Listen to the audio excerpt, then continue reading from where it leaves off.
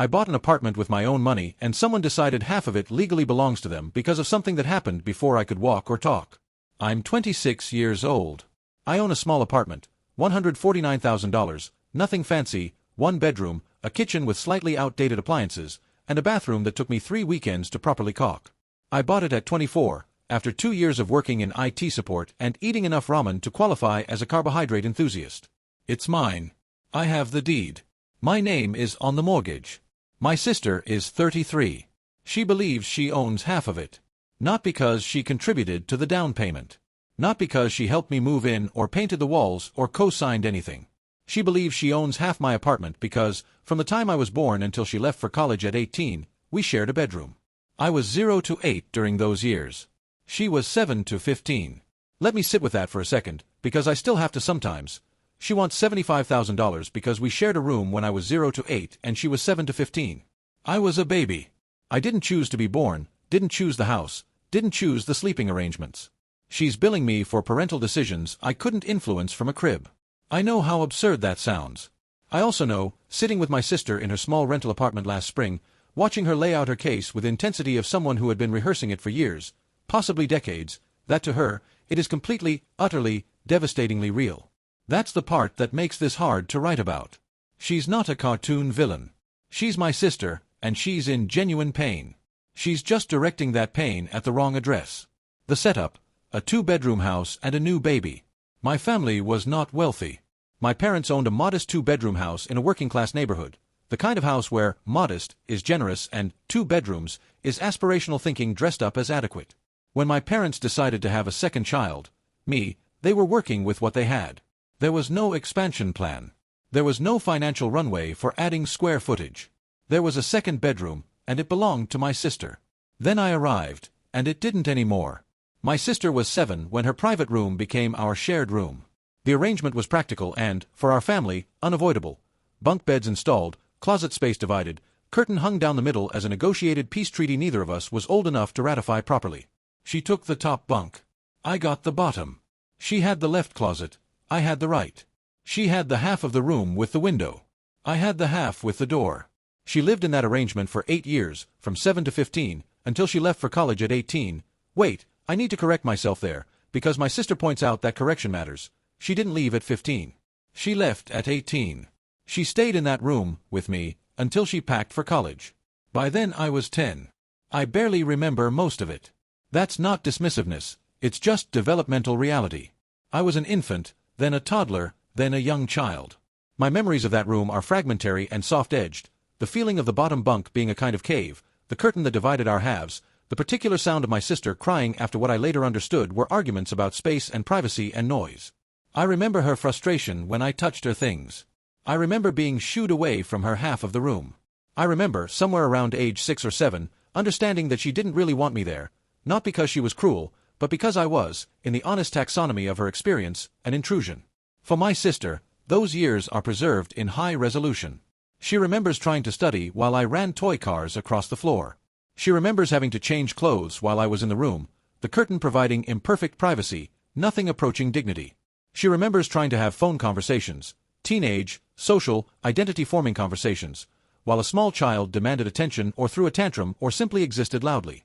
She remembers wanting, with the specific ferocity of adolescence, to have a space that was hers, and not having it. Those memories are real.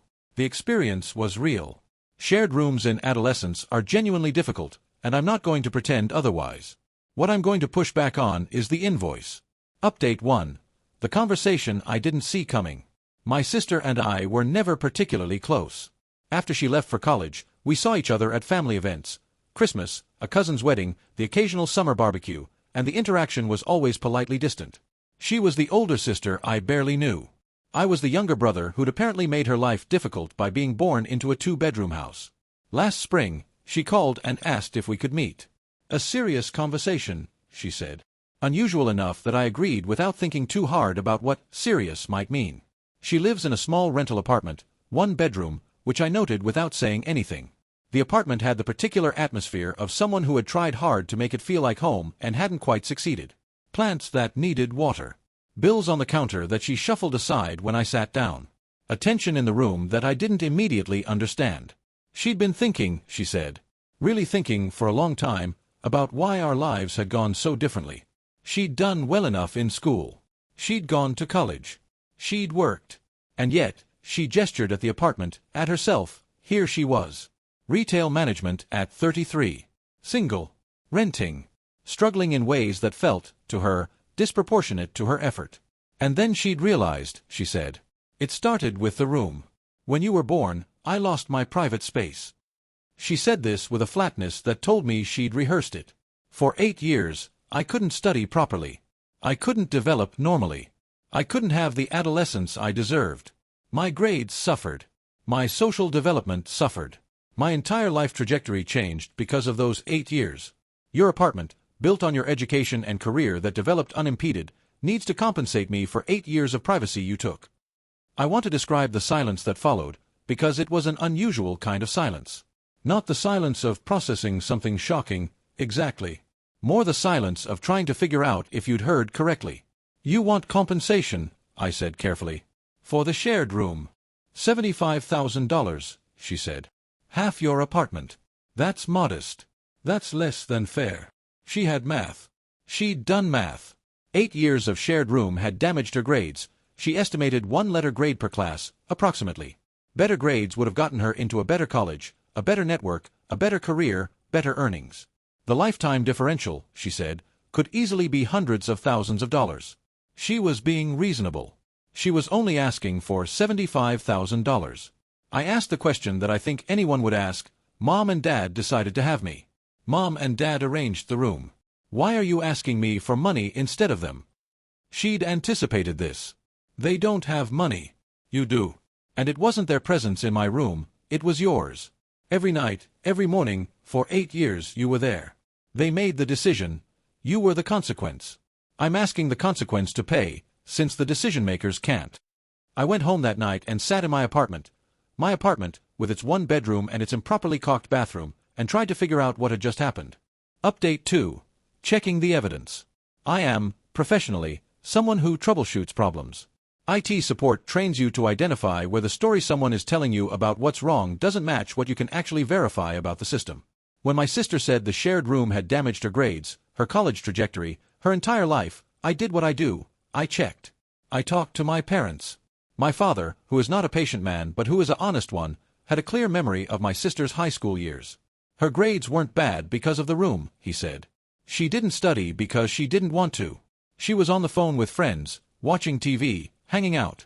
The room is a convenient excuse, but I remember those years. She wasn't suffering silently. She was being a teenager who didn't prioritize school. My mother was gentler but landed in the same place. The room sharing was hard on her, yes. We felt bad. We tried to make it up to her. More allowance, more privileges. We did what we could with what we had. But she made her own choices too. I looked up what I could about her actual academic record. Mostly B's and C's in high school. Occasional D's. Average SAT scores. She attended a state school, the same caliber of state school I attended. Her college GPA was a 2.4 when she graduated. Mine was a 3.3. Her theory: lost privacy, damaged grades, worse college, worse career, current struggles. But I checked. She got into the same caliber school I did. She graduated with a 2.4 because she partied, not because of childhood rooms. The causation chain she built doesn't match the evidence. We attended the same tier of school. The separation happened in what we did there. She drank her way through freshman year, took a gap year to find herself, bounced between majors. I worked part-time, graduated in 4 years, went directly into the workforce, lived below my means and saved the difference. The room sharing ended when I was 8 and she was 15. By the time we were both in college, we hadn't shared a bedroom in years. Whatever happened in those separate college experiences was entirely our own. The room sharing ended when I was 8. I'm 26 now.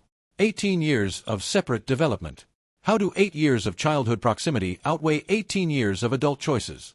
She dropped out of the timeline at 15 and expected the room to explain everything that came after. I also thought about what those 8 years were actually like, from my side. She wasn't kind to me in that room. I know she was frustrated, and I know she had every reason to be frustrated, but I was also a child in that room, absorbing the temperature of it. She told me, on more than one occasion, that I'd ruined her life by being born. She made me feel, with the specific competence of a teenager who understands how words land, like a burden, like an intrusion, like something that had happened to her. I don't say this to build a countercase. I say it because, if we're calculating childhood damage from that room, it might run in multiple directions. I spent 8 formative years being told, explicitly and implicitly, that my existence was an inconvenience. That's not nothing. But I grew past it. I didn't carry it forward as an invoice. And I'm definitely not sending it to her. Update 3. The argument that wouldn't resolve. We had several conversations after the first one. I tried different approaches, because I'm a problem solver by nature, and I kept looking for the angle that would clarify things for her. I raised the broader context. Millions of kids share rooms. It's normal worldwide. They don't all grow up damaged. They don't all send bills to their siblings. She's treating a common childhood experience as unique trauma that entitles her to my apartment. I put this more gently than that, but the substance was the same. She dismissed it. Other people's experiences don't invalidate mine. Maybe others handled it better. I didn't. My damage is real regardless of how others coped. I raised the timeline. The room sharing ended when I was 8 and she was 15. Everything after that, her college choices, her career trajectory, her relationship patterns, unfolded over 18 years in which we were completely separate. How does 8 years of shared childhood determine 18 years of subsequent adult decisions? She had an answer for this too. Formative damage. The argument that childhood experiences shape adult outcomes so fundamentally that the downstream effects stretch indefinitely forward, insulating her choices from scrutiny because they were all made on a damaged foundation. I recognized the structure of this argument. Every element of her adult life that wasn't going well had been assigned a cause: the room. Career problems. Room damage. Relationship difficulties. Room damage. Financial struggles. Room damage. The room had become an all-purpose explanatory mechanism, and that's actually a coherent psychological phenomenon. It's how some people process persistent unhappiness. They find one cause and route everything through it, because the alternative is confronting a more distributed and complicated set of contributing factors, many of which involve their own choices. The problem is that an all-purpose explanation for everything is usually an accurate explanation for nothing. I tried the angle of mutual benefit. Sharing a room with an older sibling teaches things: patience, negotiation, the experience of not always being the center of the world. I framed this carefully. She rejected it entirely. Benefited?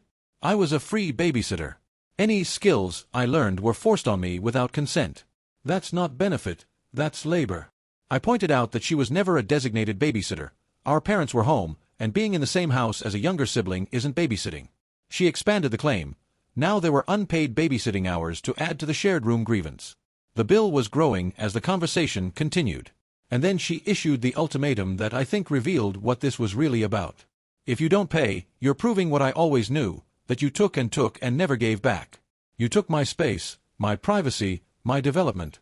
I'll tell everyone how my brother stole my childhood and won't even acknowledge it. You'll be the family villain. I sat with that for a moment before I answered. Tell people I wouldn't pay you $75,000 for sharing a room as children. See how that sounds when you say it out loud. I didn't steal your childhood, I was your childhood. We were kids in the same family, in a situation our parents created. That's not theft. That's just being siblings. The apartment stays mine. The childhood stays shared. And the grievance stays yours to carry, because I can't carry it for you. Update 4. What the family said. She followed through on the threat. She told family her version of events with the conviction of someone who has spent years building a case and is finally presenting it.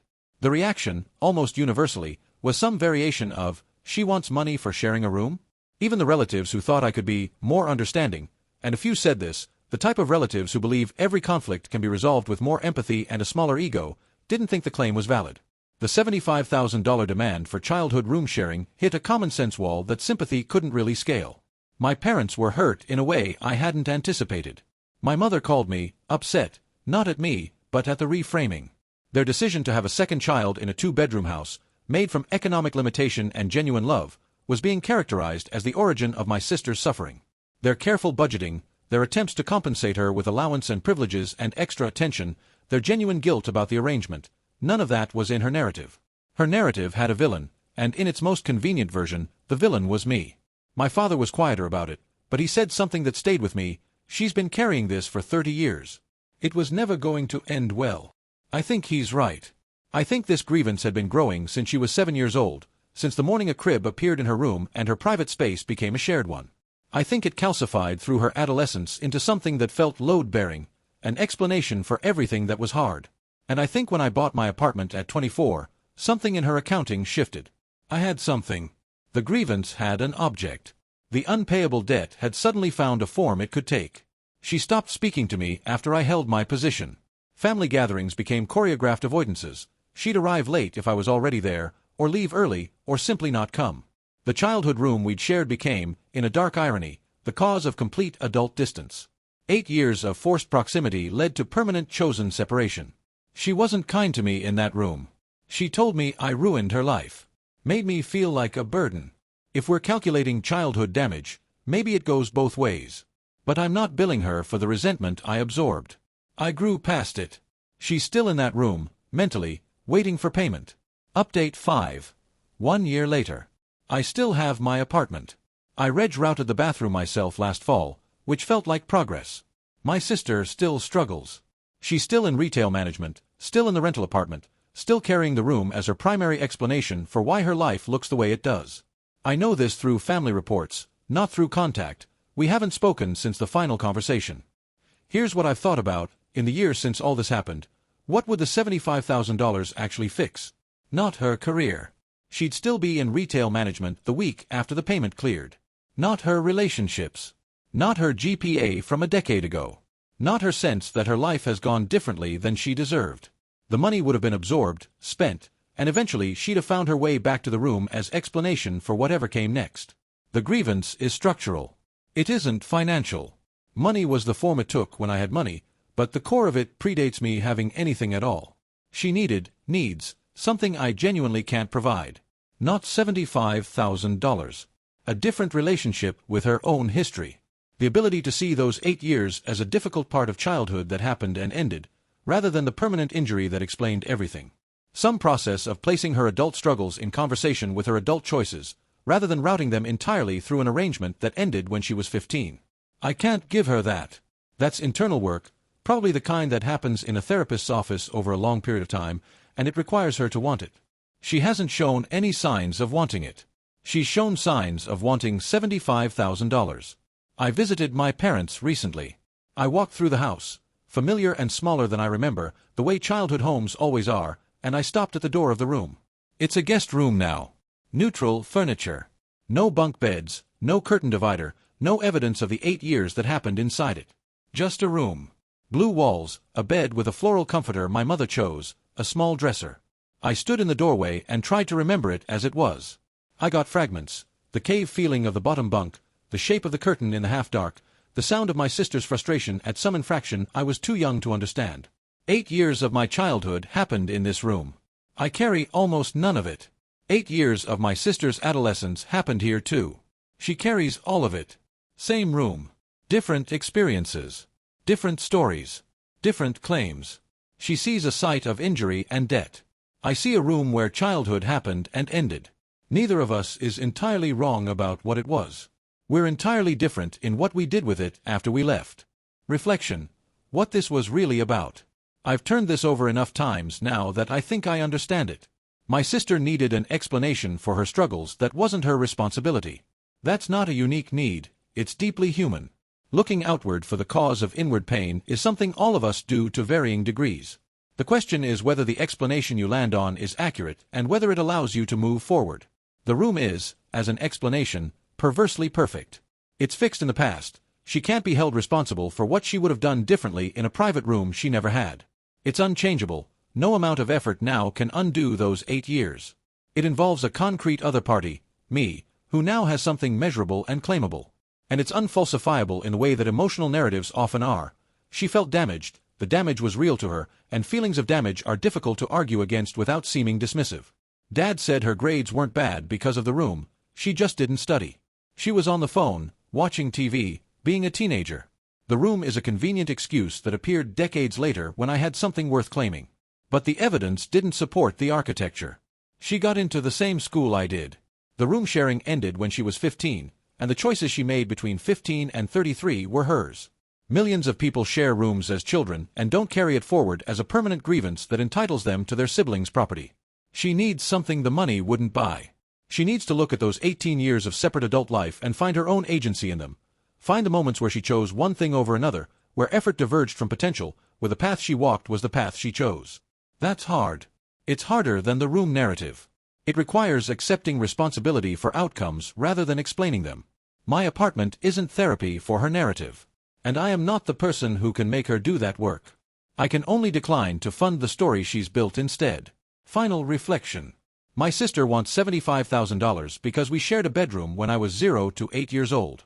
She was 7 to 15, lost her private space, and has apparently calculated that this childhood inconvenience entitles her to half my apartment. But I was a baby. I didn't invade her room. I was placed there by parents who couldn't afford more space. That's not theft by me. That's economics by them. She claims the room damaged her grades, her development, her entire life trajectory. But she got into the same caliber school I did and graduated with a 2.4 because she partied, not because of childhood trauma. She made choices for 18 years after leaving that room, choices that led to her current struggles. I made different choices that led to my apartment. The room didn't determine those trajectories. We did. I'm sorry she's struggling. I'm sorry she remembers that room with pain while I barely remember it at all. I'm sorry she was 7 years old and lost her private space and had to share it with a baby who had no idea what was being asked of her. That was genuinely hard, and no amount of allowance or extra privileges fully compensated for it. I believe she suffered. But I can't compensate for shared childhood with adult property. I didn't steal her space. I occupied it as a child in a family that did what it could. She's still in that room, mentally, waiting for someone to pay for her unhappiness. That someone isn't me. The apartment stays mine. The childhood stays shared. And the distance between us, ironically, is greater now than when we were forced to sleep in the same room. 8 years of proximity led to a lifetime of estrangement. That's the real cost of her claim, not money, but relationship. And that cost, she paid herself. I stood in the doorway of the guest room for a long time. Thought about bunk beds. Thought about curtains. Thought about a little boy who didn't know he was an intrusion and a girl who knew it acutely, every day, for 8 years. I thought about what it would have taken for us to come out of that room as something other than what we are. Different parents, maybe. Different economics. A different house with more space and a different arrangement and a different sister who maybe had the room to herself and got to be a person without the complication of a baby brother reshaping her world. Would we have been close? Would we have built something worth having, as siblings? Maybe. Probably not. The resentment seems older than the room. The room just gave it shape. I closed the door. Walked back down the hall. Said goodbye to my parents, who looked tired in the specific way of people who have watched one of their children turn into a fixed point of grievance and don't know how to reach her.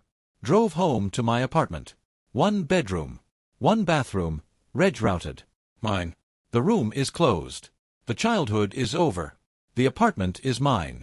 And my sister is still in that room, not physically, not anymore, but mentally, standing between the curtain and the window, waiting for a payment that would not, even if it came, give her what she's actually looking for. I hope she finds it someday. I genuinely do. I just can't be the one to give it to her. Broken heart update. Apartment. Still mine. Sister. Still estranged. Room. Now a guest room. No bunk beds. No curtain. No debt.